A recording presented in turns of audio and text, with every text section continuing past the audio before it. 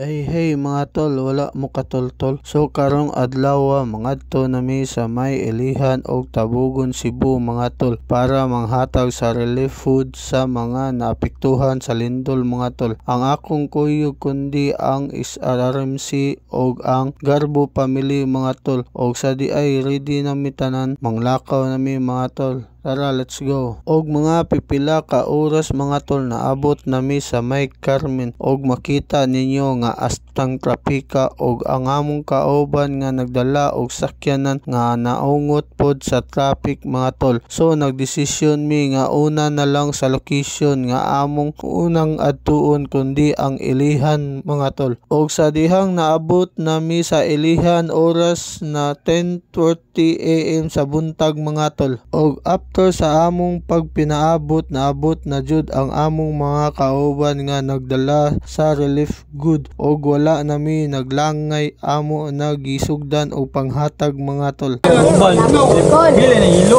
Ayo ya dagan ganito mo. Tagan mo duha sa daan. Oh, sabi ko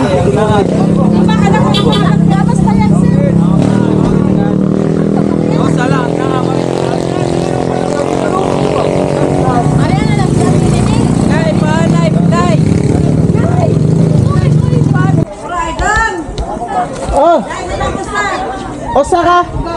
Bugas! Da, tol! Osa, bugas! Pari!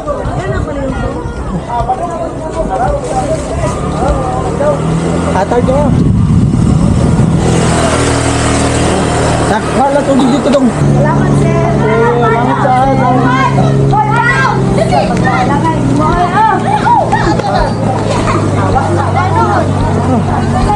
Pan, nagpapaan doon! Ay, papay! Tubig!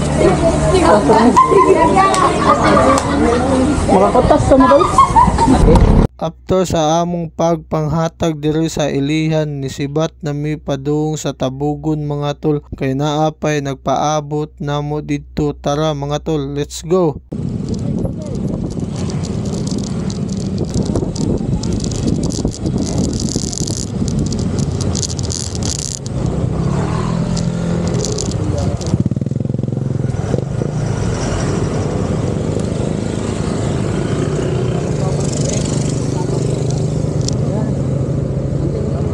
Salamat.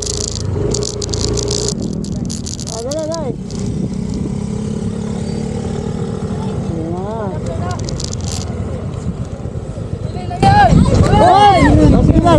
Hinay, tanaw. Sige. Okay, salamat.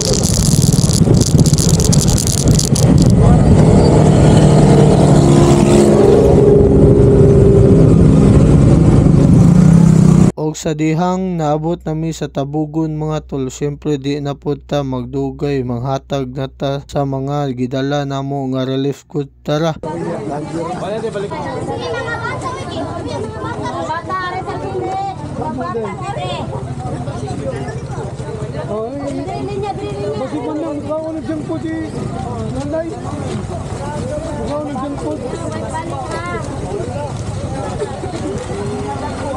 Kalingawan ko kumangod.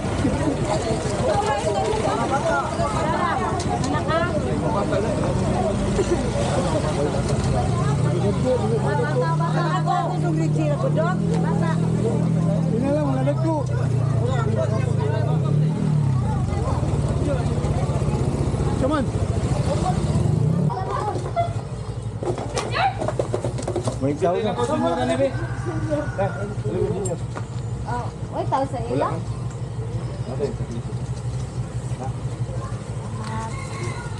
Eh, hatag na sila papaon na dahil. May tao.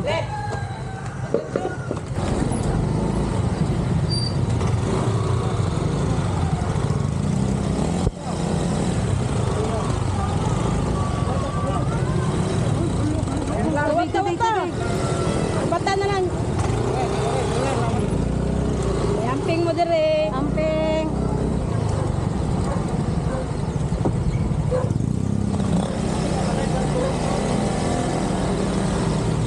Og sa diyang saksis ang among pagpanghatag diri sa duha ka area mga tol, ato sa papasalamatan ang mga tawo nga nihatag og donation nga dili magpa-mention mga tol. Og diri na lang taman ang atong video mga tol. Salamat, peace out.